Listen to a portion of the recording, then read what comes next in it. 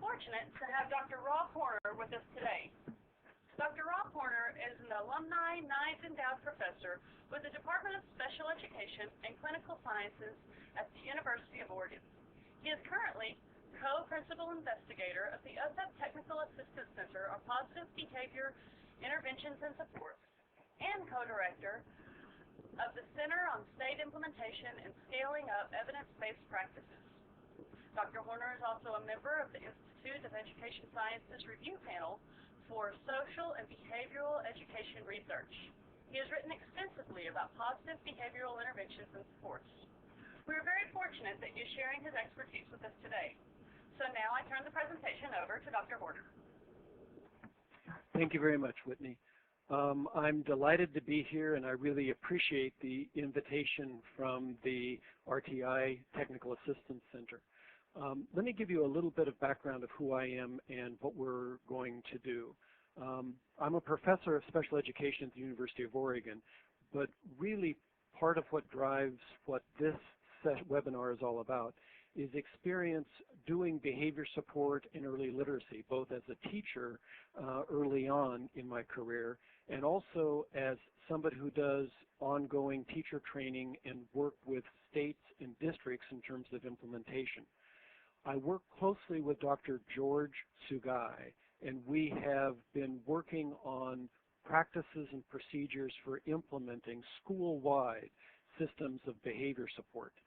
Over the past 10 years, we've now developed strategies that are being used in over 10,000 schools in 44 states throughout the country. Part of what we've learned is that focusing on behavior alone is insufficient. And in most, especially in the elementary schools, we implement both behavior and literacy interventions simultaneously. We actually find the response to intervention framework to be incredibly helpful, both with large-scale state and district planning and with actual implementation of key practices of both good teaching and good behavior support. In terms of what we're going to do with this webinar, any of you who wish to actually download and use the slides with all of the animation and elements that go along with them can be downloaded off of the SWPBS.org website as of Monday. So anyone who's interested in following up and getting more information can go there. I will stop twice, partway through and again at the end to answer questions, and we can go from there. So those of you who are interested in framing the discussion or having some suggestions, we want to do as much of an interactive process as we can given the options that we have within GoToMeeting. So here are the goals. Those of you who are skilled interventionists and trainers, you know that we always want to start with what are the real outcomes. Within the next hour, my hope is that you would be able to define the core features of school-wide positive behavior support. You would be able to identify 13 features that link school-wide positive behavior support and early literacy within an RTI framework. And you'd be able to identify both core data and sources of information that be able to put that together. My assumptions from discussions with Whitney and others who have set up the webinar is that the vast majority of you, there are about 239 of you who are on the line right now, most of you are very knowledgeable about RTI for establishing early literacy, the identification of universal screening, the development of high-quality prevention practices based on unambiguous instruction and effective curricula, the use of progress monitoring strategies and more intense interventions for those kids who are not responding, and the very careful, systematic, and iterative use of data for decision-making are core features of what are making early literacy systems much more effective. But some of you are also knowledgeable about school-wide behavior support, but we can't make the assumption that everybody is. So one of the things that I've been asked to do is to first really frame what is this thing that we call school-wide positive behavior support, and then how does that link with what you all know well about early literacy. The other things that we're going to do is really focus on the fact that in all cases, what we're looking for collectively as a group is figuring out how states, regions, districts, administrations of individual schools, and teachers can do a better job of improving the quality of education for literacy, behavior, math, and writing. Now, main messages. I mean, if we were to cut to the chase, the main thing that I would want you to take away is if you are really interested in improving the academic gains, the math, the literacy scores of students in schools, you will not achieve that unless you also pay attention to the social behavior. Schools are social contexts. The social culture of a school is directly, not tangentially, but directly related to producing academic gains. Second, the old way of doing business, where we had one way of doing literacy, another way of doing math, another way of doing behavior, simply is untenable. There are not the organizational constructs to be able to handle the parallel play that would be involved in multiple initiatives. We need an integrated strategy for producing school reform. And part of what we're really arguing from this webinar is that response to intervention, the constructs, the core elements of response to intervention really provide a framework for cutting across different ways of doing educational intervention and support. The third big message, and this comes from the work that we're doing around implementation strategies, is that things that have been demonstrated to work well in a small context or a narrow environment are not necessarily going to be implemented at scale unless we formally attend to the science of key implementation strategies. Dean Fixon and Karen Blasey are really introducing American education systems to the science of effective implementation. And what we're learning is that if we ignore that science, what we end up is with pockets of excellence, but not the broad, large-scale implementation we want. So, three big messages. What is school-wide positive behavior support? How does it fit with the link with RTI, providing the framework of linking literacy and behavior? And how does that fit within a large-scale strategy if you want to implement and use this to change all the schools in your state or all the schools in your district? So to begin, what's the logic with respect to what is school-wide positive behavior support? Why would you move in this direction as opposed to what many of us are familiar with? Real quick, I'm going to go through the next set of slides fairly quickly on the assumption that some of you are knowledgeable and some aren't. Remember, you can always go back and get all of these slides and the backups, either from the pbis.org website or from the National Center and RTI website.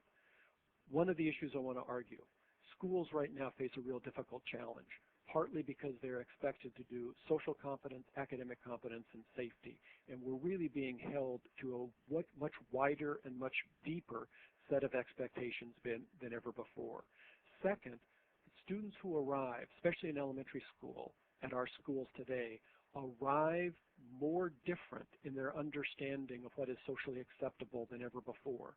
And we have many examples of the mobility, the different cultural standards, but the big issue is that students are not coming from their local neighborhoods with a common set of expectations of what's acceptable. Unless we define clearly what the standards and acceptable behaviors are, we should expect to see that the normal variability is going to result in a lot of differences in what is okay. Third big deal, most teachers were trained in a discipline system in which getting tough and zero tolerance were standard policies and practices. Essentially, Russ Skiba and Peterson and others have demonstrated unequivocally that the get tough, zero tolerance approach to discipline is ineffective and insufficient. If the only thing we do is punish inappropriate behavior, we actually create social cultures that are the opposite of what we want as being effective learning environments. Third big message, individual student interventions. There is a powerful technology for supporting individual students. We know more about how to help individual kids than ever before. But anybody who believes that the way that we're going to change social behavior in school is by a large number of individual interventions isn't counting. There basically are more kids who have needs than there are people who can do the individual interventions. That is really what led us to this notion that if we're going to be effective, we need to create social cultures that are focused on the whole school as a unit of analysis. And I'm going to skip down just a little bit. What that actually has done, a guy named George Sugai,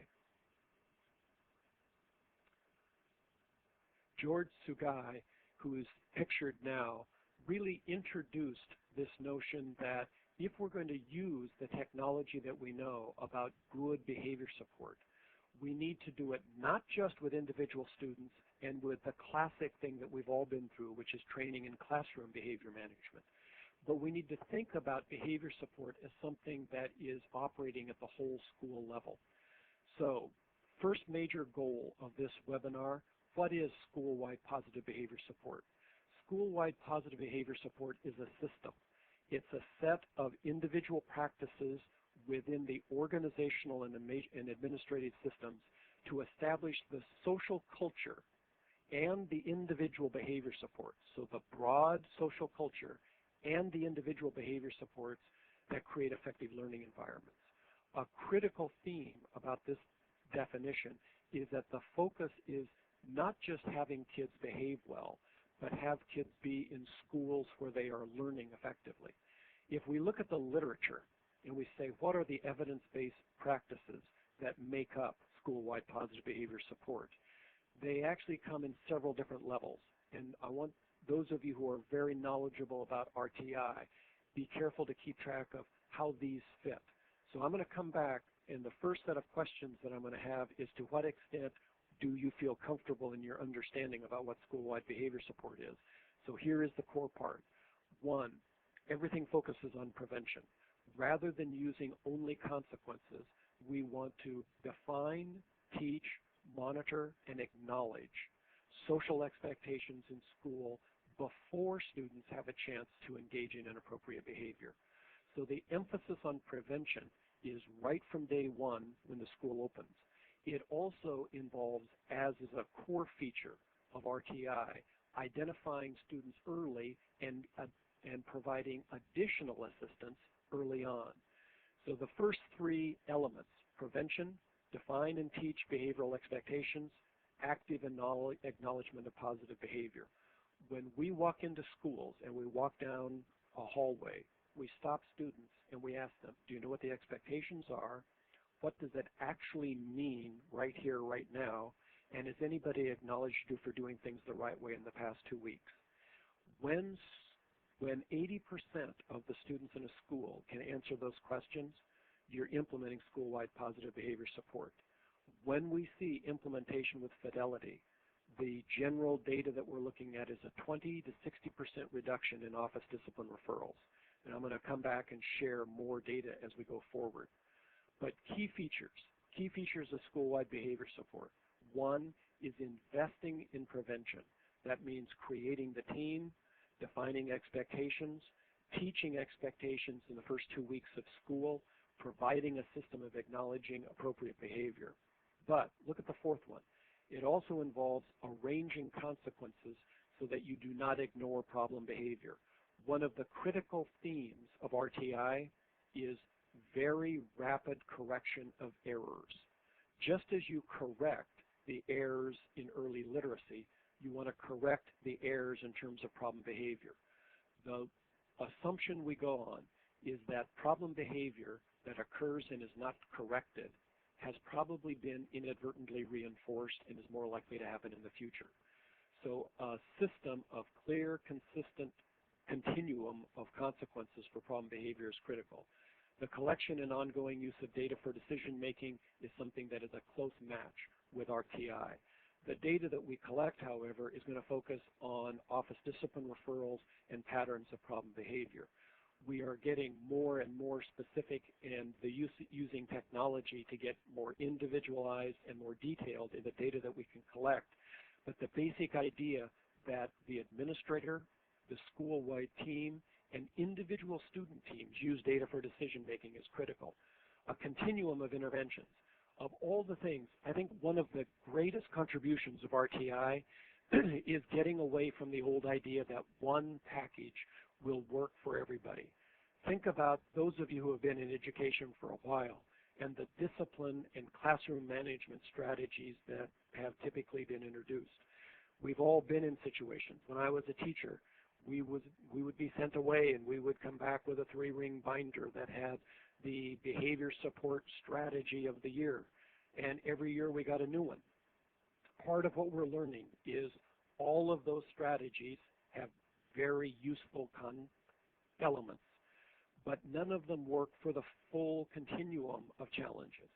So one of the messages of RTI that we strongly embrace within school-wide positive behavior support is that you need multiple tiers of support if you're going to be effective. The other big message, look at the bottom one, is implementation of systems that support effective practices. Too often we send teachers away to be trained on how to make their classrooms work, but we don't provide the companion training and orientation for administrators. So the teachers don't have the technical data, they don't have access to the time to operate within teams, they don't have the curriculum or the materials that they've been taught to use. Never implement effective practices without simultaneously implementing the systems that will support them. The basic things that we're learning: create environments. If you want to create a learning environment that will work, create an environment that is predictable, where everybody knows what the expectations are. It's consistent across time, people, and locations. It's positive. The students receive at least 4 positive bits of feedback for every correction, and it's safe. One of the things that we've learned over and over, we ask students, to what extent do you feel emotionally and physically safe in this environment? One of the exciting things about school-wide positive behavior support is randomized control trials have now indicated that students actively identify the school as a safer place when you build high predictability. The image that we use most frequently is this triangle. So this is, we're big fans of icons to describe the systems. One of the icons, think about all kids fitting in this triangle. And the triangle has 2 really big messages. Message number 1 is invest first in prevention for everybody. So if you are interested in building a behavior support system, don't start by identifying a high-intensity intervention for the small number of kids who are making the most excitement in school. Start first by creating a prevention system that is made available to every student. So within school-wide behavior support, every single student gets assistance. What we recognize is if this works, about 80% of the students will respond. That means there's going to be about 15% of students who need more intense support. And there's probably going to be another, our data indicate about 5 to 7% of students who need much more intense support. So the message from this triangle, which we actually got from Hill Walker's work with community health, is invest first in prevention and never have a single tactic for addressing an outcome. If you're going to do early literacy, put a lot of energy into your primary curriculum and instruction, but always make sure that you have at least 2 more levels of intensity of support. If you're going to put energy into behavior support, invest first in the primary prevention, and then look at the ways in which you will have at least 2 additional tiers of support. These are data from approximately 3,400 schools in school year 08-09, about 1,700,000 students. What it gives is some basic ideas in terms of the rates of office discipline referrals. And remember, I talked about the triangles with 80%, 15%, 5%. Here are the data broken out for preschool to kindergarten, schools that are K-5, K-6, middle schools, grades 6, 7, 8, or 7, 8, 9, or 6, 7, 8, 9, high schools, grades 9, 12, and then over to the right, you see schools that are either K-8 or K-12. Now notice the elementary group. There's 2,162 schools that are in elementary. If you look at all the students from the 08-09 school year, and you ask the question, what proportion of those students had 0 or 1 office referral for an entire year? The answer is 90%. If you ask how many had 2 to 5 referrals for the entire year, the answer is 7%. If you ask how many had 6 or more referrals, the answer is 3%. And you see the similar means for middle school and high school. The thing that's interesting, the thing that's important for you to keep in mind, what that means is in elementary school, you've got about 10% of the kids. You've got about 22% in middle school, and a similar amount, about 28% in high school, who are creating the vast majority of the excitement. Organize behavior support first to maximize the size of the green part of the triangle, and then build in the systems so that you're able to respond with greater intensity for the students in the yellow and the red parts of the triangle. A lot of what we've done in terms of building this as an RTI framework is framing it, look at the behavioral supports on the right side and the academic supports on the left side. And we have multiple examples of putting that in place. When we do training with schools, part of what we ask them to do is to be able to say, what are your primary prevention strategies? Do you teach? Do you have rewards? Do you have effective instruction? Do you have active parent engagement? What do you do for students who need more help? And then what do you do for students who need high intensity individualized interventions? Schools that have all 3 levels of support are implementing school-wide positive behavior support.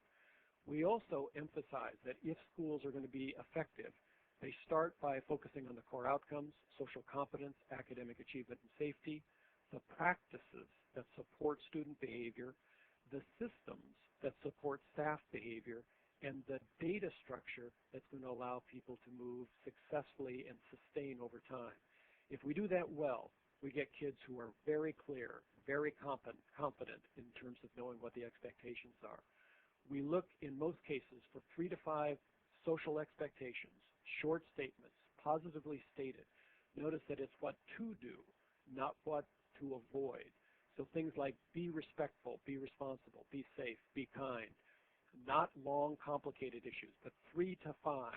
And we organize them so that the students are clear about what the words are and what the expectations are. The picture you're looking at right now is from a middle school in Iowa. This is from an elementary school in the East Coast. This is the example of a high school. Notice that in high school, the students were actively engaged in selecting the behavioral expectations, responsibility, respect, and relationships. They were actively involved in the creation of the icons and the spelling of it on the side of the wall, which is why it's almost illegible. But in fact, 80% of the kids in this school actually know what those expectations are. Part of what we found is investing, building in with the families, the staff, and the students to identify the expectations is important. You can do it in French, you can do it in Spanish. I see by the attendees that we actually have some colleagues from Norway, and we actually have all of this built out in Norwegian. So any of you who would like to see behavioral expectations defined in Norwegian, please send me an email. We'd be happy to share that with you. Notice also, these are not 8.5 by 11 pieces of paper that are sort of just taped to the side of the wall. These are examples that are stable. We want to see the expectations on the wall, on the ceiling, on the floor, on the backs of the kids. We want to see it throughout the school, and we want it to clearly define what the expectations are. And the other part is it's not enough just to define the words. If you define the words well, you'll have students saying, okay, be respectful, be responsible, but it will produce no change in their behavior. A key thing about school-wide behavior support is that we actively teach the expectations under real conditions, not just in a classroom or gym symposium, but rather going to each of the different locations in the school. If you want to teach what behavioral expectations look like in the cafeteria, teach it in the cafeteria. If you want to teach the expectations that are going to be part of an assembly, teach it in the context of an assembly. If you want to teach the behavioral expectations related to the bus area, go out and teach it in the context of the bus area. Part of what we look for is active instruction. What are the expectations? What does it look like? And do it under multiple conditions. Now, school-wide positive behavior support. So big messages. School-wide positive behavior support is a systematic strategy for having practices plus systems to build the social culture with the individual intense supports to establish more effective learning environments. The key things that we're learning is that if we do behavior support well, it will improve the effectiveness of the learning environment. What's exciting and what most teachers also know, good teaching promotes better behavior. Good behavior support also produces better teaching outcomes. All of this needs to be done in a context of effective systems. The irony is all too often in our schools, one of the things that happens is schools are faced with too many initiatives. You've got the early intervention initiative, the literacy initiative, the wraparound, the math, family support, behavior support. If we do this well, we need a way to align initiatives so that we have a common framework, always held accountable to student outcomes. One of the messages from this webinar is that response to intervention is actually a framework for achieving that alignment. So think about those of you who are actively engaged in each of these different kinds of initiatives. Think how they fit together in terms of all including clear systems of primary prevention. What is the math curriculum, math instruction?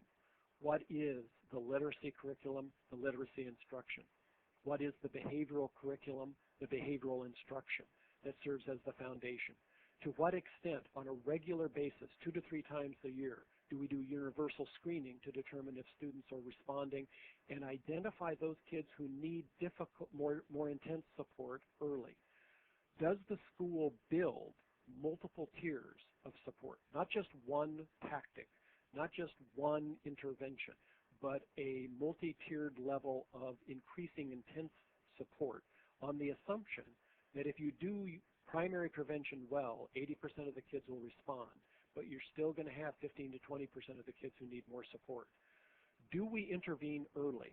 Now, in behavior support, I've got to tell you, having been a teacher and having done this for 30 years, all too often we start the year off, we wait about November, December, we see students who are having difficulty, we hit the winter holidays, then we come back, we build behavioral supports in January and February, get them in place in March and April, and then in May and June we actually kick in the real strategy, which is to, hope that they get better over the summer. That really is not an effective model for behavior support in schools. Part of what we're learning about early intervention, in most cases in your schools, 75 to 80% of the heavy hitters who will be there in September. We should have 80% of the high-intensity interventions in place before Halloween. We should use active data collection and early intervention if we're going to be serious about creating environments that are effective learning. When we identify a student who needs more support, she or he should get more intense monitoring, not just of their literacy performance, but also of their behavior. And over, one of the things that is a big message that we want to give is too often behavior support is something that is expected to be only in the hands of teaching and school psychology staff. School-wide positive behavior support has a very strong role for administrators. So at this point, you should have at least a operating introduction to what is school-wide positive behavior support. If I look at the questions, there are 2 questions that have been asked so far. So Teresa asks, are there samples of clear consequences for pre-K? And the answer is absolutely. If you go to the pbis.org website, we have examples of establishing behavior support systems for preschool, for kindergarten, for elementary, for middle school, and for high school. And your question is a beautiful one because it emphasizes the need to ensure that the behavioral expectations The behavioral expectations must be tied to the developmental level of the kids. Similarly, the consequences for inappropriate behavior need to be tied to the developmental level of the students.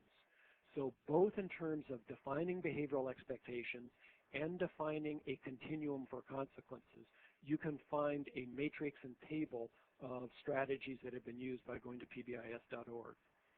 Second question is from Chris, and it says, have randomized control trials been conducted? And the answer is yes. There are randomized control trials that have been done in Illinois, Hawaii, Maryland, and Arizona. Ron Nelson has conducted randomized control trials using the development of school-wide systems. Catherine Bradshaw has done 3 different studies within a randomized control trial framework documenting both the effectiveness of school-wide positive behavior support and the initial preliminary data documenting not only the improvement in social behavior but the improvement in the quality of the organization as a place to work. We've just published a randomized control trial, again documenting 1, that school-wide positive behavior support can be implemented, 2, that it's related to reduction in problem behavior and improved school safety, and 3, preliminary but not definitive data documenting in elementary schools that when you create coherent social environments, it actually is related to improved social behavior or improved academic outcomes. So those were the initial questions. Let me come back to giving you a little bit more, and then we'll come back to questions later on. So one of the messages, one of the reasons why I think the RTI network is really an important place for us to talk about behavior and literacy is the experience that we have in terms of going to scale. We currently work in over 10,000 schools throughout the United States. The state with the most schools, now literally over 1,000, we have is in Illinois. So we're working with 24, 25% of all the schools in Illinois. We're working with about 48% of the schools in Oregon. So it's more than just individual examples, it's broad examples. Let me give you just a quick example of North Carolina. So Heather Reynolds and Bob Algazine have been working carefully. North Carolina has been organized through a federal grant to implement school-wide positive behavior support. What you're looking at now is the map of North Carolina, and the yellow portions of the map are counties that are implementing school-wide positive behavior support. One of the things that Bob Algazine did when he looked at an evaluation of school-wide positive behavior support is he actually calculated what the triangle data looked like in 04-05, 05-06, 06-07, and 07-08. Note that the number of schools in his evaluation cohort changed. Now these bars are really meant to be triangles, and we're working on Bob to get his geometry straight. But the green part, remember, is the proportion of kids with 0 or 1 referral for an entire year. The yellow is the proportion of students with 2 to 5, and the red is the proportion of students with 6 or more. One of the interesting things that they did in North Carolina is they were able to also collect formal data, and this is hard to get, but a comparison of schools that were not implementing school-wide positive behavior support. So the North Carolina data indicated several things. 1, schools on a large scale were able to adopt these practices. These are not practices that can only be done in rich environments. These are being done in schools that have very limited resources. 2, when the primary prevention systems are in place, students respond. And 3, there's margin for improvement. Schools that are not implementing this actually have greater challenges.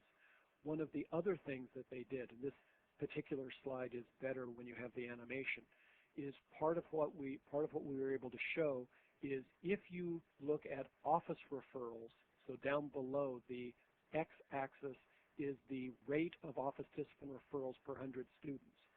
The vertical axis is the proportion of students who were meeting the fourth grade reading standard. Part of what they did is they demonstrated, look at the best fit straight line has a negative correlation, indicating that schools with lower levels of office referrals in North Carolina were systematically linked with higher rates of early literacy. Now, we've looked at that more carefully in Michigan. Michigan is a state in which school-wide positive behavior support and early literacy were united, where we actually have implemented all of the interventions using early literacy and behavior support at the same time. We started small with just 5 schools doing a demonstration, and then Steve Goodman and his colleagues have implemented school-wide positive behavior support with early literacy using both DIBELS data as the literacy database and SWIFT data as the behavioral database. There are currently now over 500 schools throughout the state of Michigan that are actively implementing school-wide positive behavior support and early literacy. So in terms of an example of using the RTI framework, Michigan is among the best examples that we have. Some preliminary evaluation data. Here are data from 3 cohorts of schools in Michigan. The data indicate the average office discipline referrals per 100 students. In cohort 1 was 15 schools, cohort 2 was 19 schools, cohort 3 was 34 schools. So part of what we saw is implementation of school-wide behavior support was in fact related to reduction in problem behavior. But part of what they also did is they kept careful data looking at their DIBELS spring benchmark scores. So these are exactly the same schools across 4 to 5 years.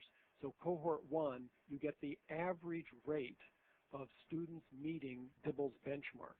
As office discipline referrals went down, the proportion of students consistently across the cohorts went up.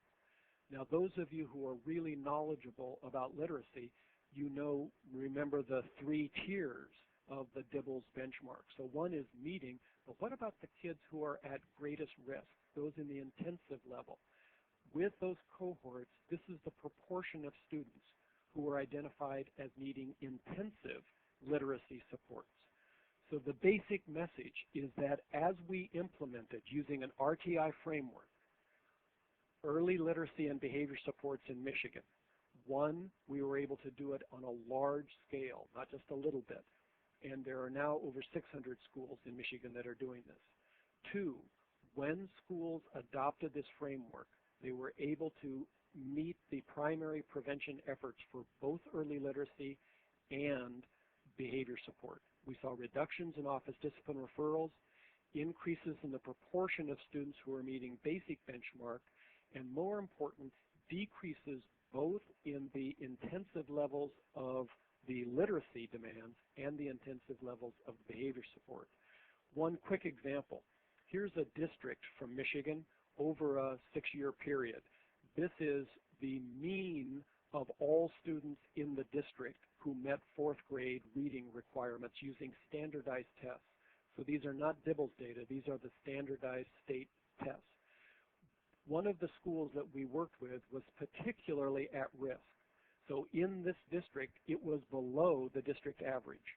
My Blissey is the name of the intervention in Michigan that is using the RTI framework to implement both early literacy and positive behavior support. In 2001, this school in the blue bar implemented that. By 2002, they had reached criterion, and not only did they implement the behavior and early literacy things, the fidelity measures documenting effects, but their scores in terms of their school, and it was one of those at-risk schools, went up. So one of the messages that we'd want to be able to give is linking early literacy and behavior benefits both the behavior support systems and the literacy systems. Now, one of the things for this webinar, there's a Word file that is attached. And the Word file is a self-assessment of practices and functions.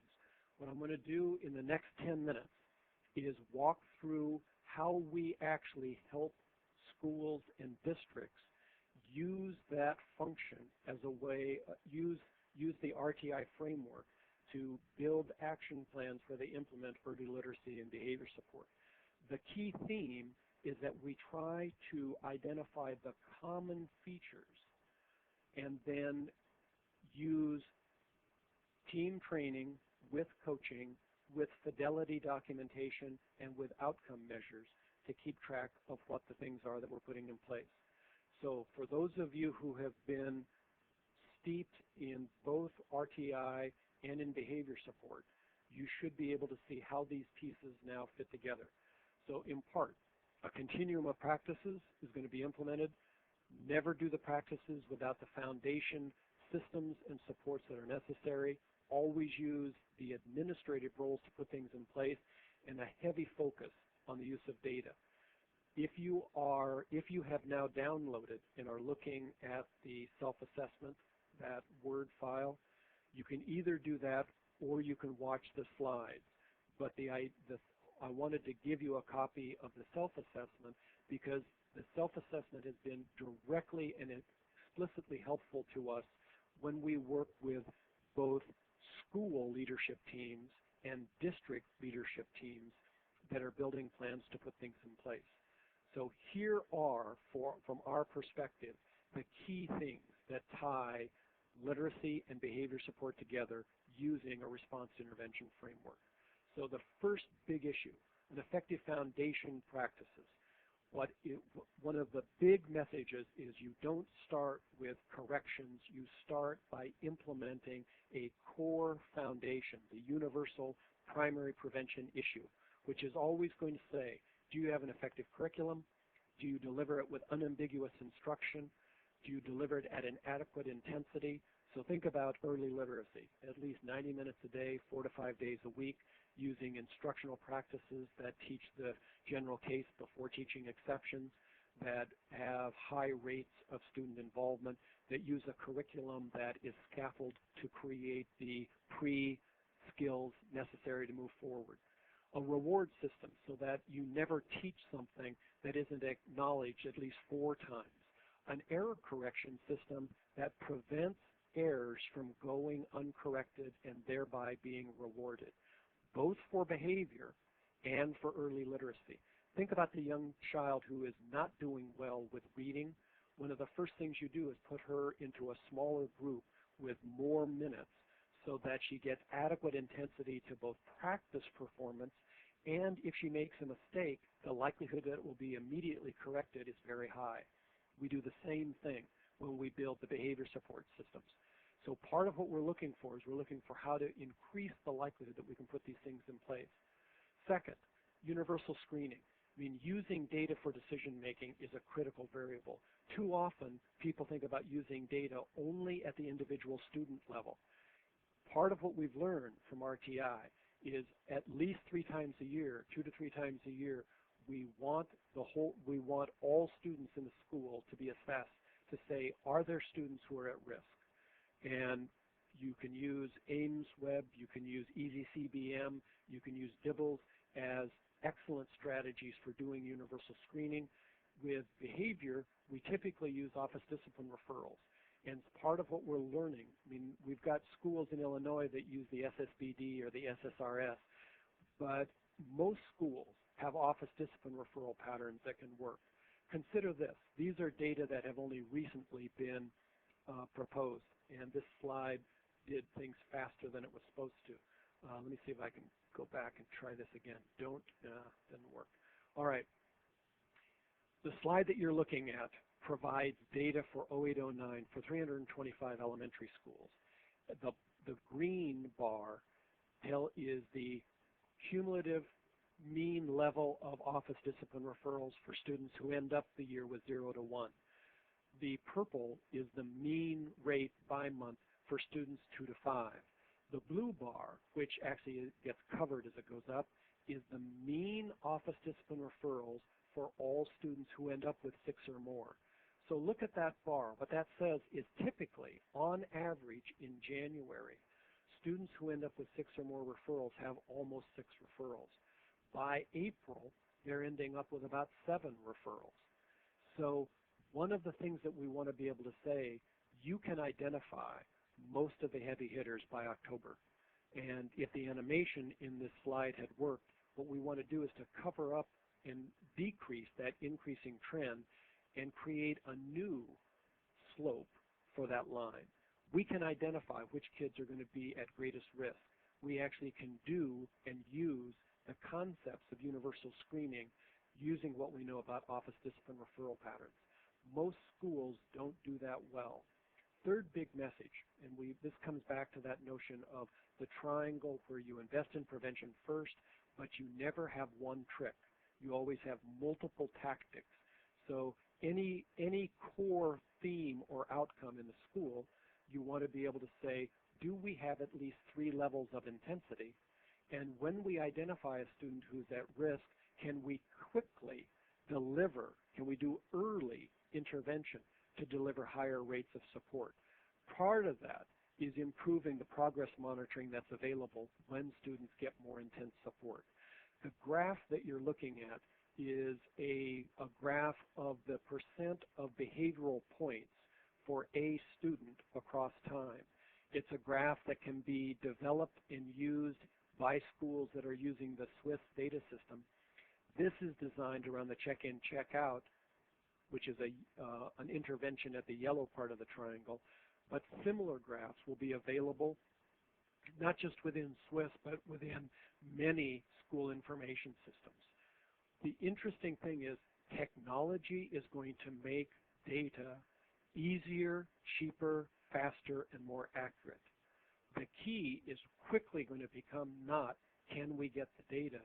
The key is going to be, have we delivered the training and support for the teams so that they use those data for active decision making?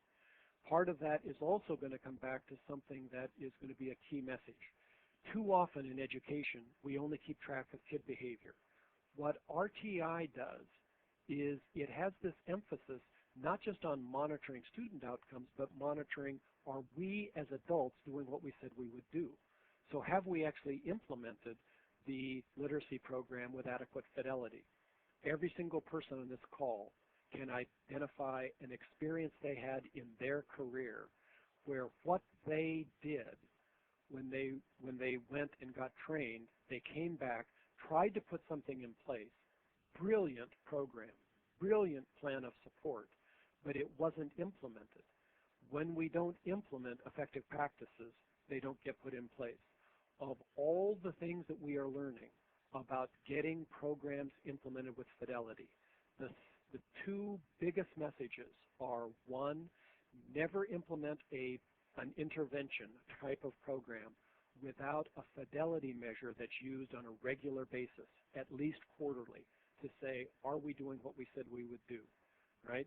The second thing is never implement systems change without including the local coaching that helps to make that systems change adapted to the community, the families, the situation of a particular school.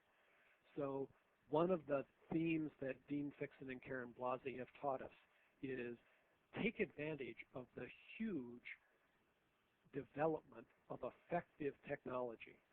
But when you get trained in effective technology, always ensure that there will be regular measures of whether that technology is being implemented with fidelity, and never assume that training alone will be sufficient without ongoing coaching. Part of what that brings us back to is this whole notion of the systems. So think about the extent to which the district has a clear policy. You've got the data systems for universal screening and progress monitoring.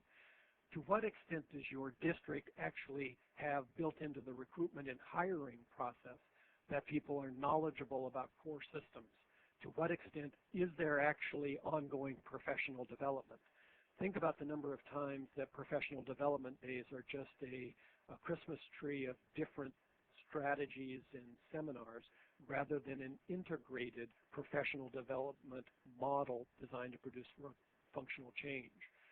use this as an example of really making a difference.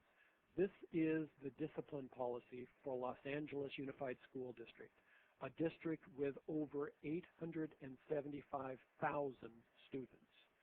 I mean, when you think about, oh my goodness, could we actually ever build a policy that was coherent and clear? If LA Unified can build a policy, if Jeff Sprague and Laura Zeff and others working in LA were able to make this happen, we can do it anywhere else. So part of what our message is build in strategies so that you not only are implementing the core features, but you're doing them with the systems that allow people to get to be successful. Think about the extent to which, if RTI is really something that a district is adopting, that the annual administrator evaluations, the annual walkthroughs in classroom evaluations, the annual faculty and staff evaluations include something that says, document the extent to which you are actively implementing school-wide systems of early literacy and behavior support. To what extent are we using what we know to actually build ongoing systems change? All right, my goals for this webinar were, one, to create a message that said, here are the core features of school-wide positive behavior support. Second, to argue that we now view school-wide behavior support as being a very strong sister implemented with early literacy, and that when we do early literacy, math, and behavior, the way that we will be able to do that in a way that is sane for schools and for districts is to do it within a common implementation infrastructure. RTI, in our estimation, is an absolutely elegant model for systems change.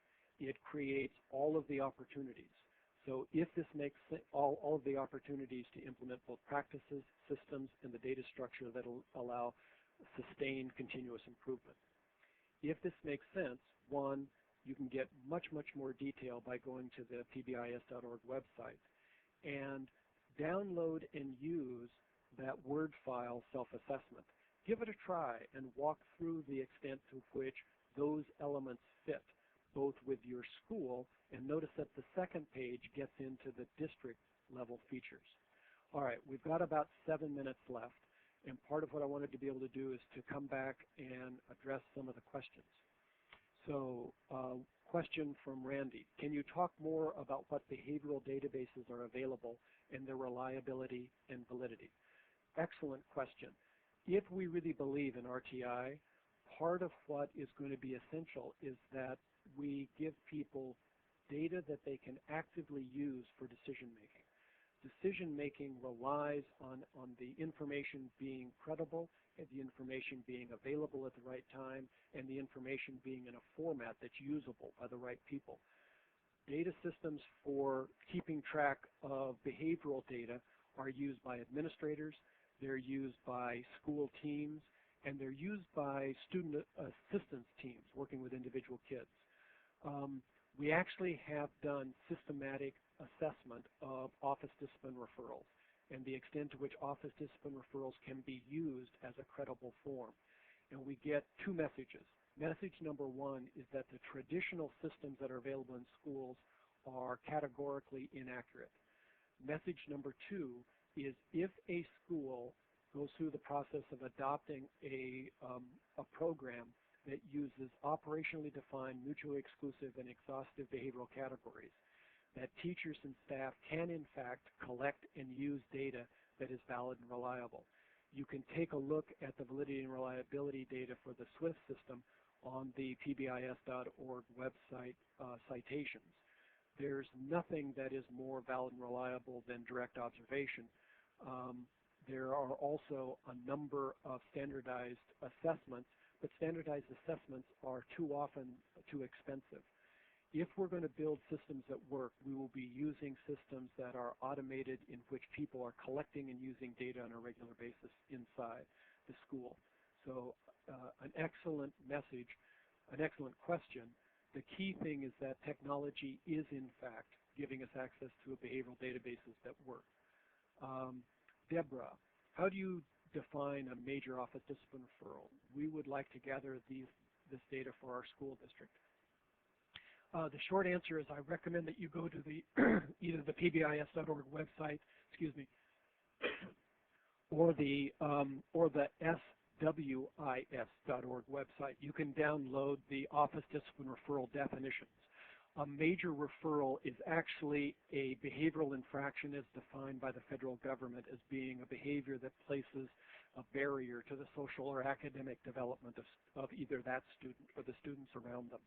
And it's usual things like physical aggression, verbal aggression, harassment, those sorts of variables.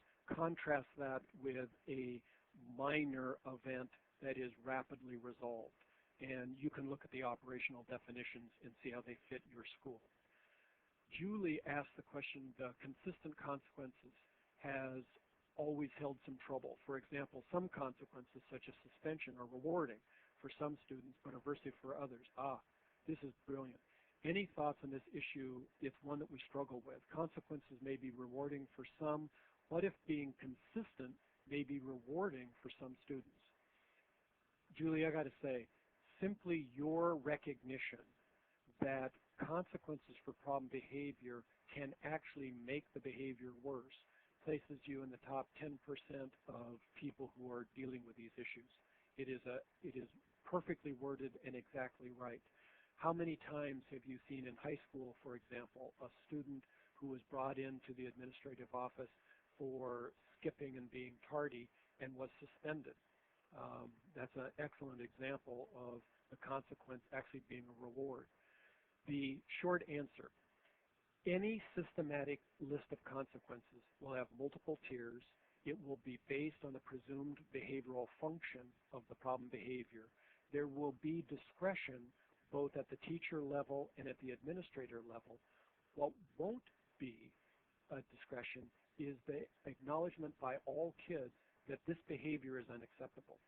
Now, we actually have multiple tactics for dealing with behavior that's attention maintained versus behavior that's escape and maintained. And several articles recently published by Dr. Kent McIntosh give elegant examples of how to deal with some of those sorts of issues. Excellent question. Actually, there's a lot of literature focused on this. We do much more with this when you get into the yellow and the red levels of intensity. Chuck asked the question, what does instruction and behavioral expectations at the high school level look like? I really appreciate that. High school is an area that we've been particularly focused on. We work with about 1,000 high schools throughout the country. We just pulled together a group of the high schools in the country that have been most successful at implementing school-wide positive behavior support. They have described what they've done. We've done a synthesis of their core features and a monograph on implementation of school-wide behavior support at the high school level will be uploaded in approximately, I think, 4 weeks. The short answer is instruction of behavioral expectations at the high school level always involves the students being actively engaged and typically involves an orientation, not a training. An orientation that is done by other students and that includes how to be successful academically. Keep in mind that in high school, 72% of the problem behaviors come from the freshmen and sophomores. And the reason for that is not that the older kids suddenly get socially together, it's that you lose the heavy hitters by the middle of sophomore. So in part, use the well-behaved juniors and seniors as the models and mentors for the other students.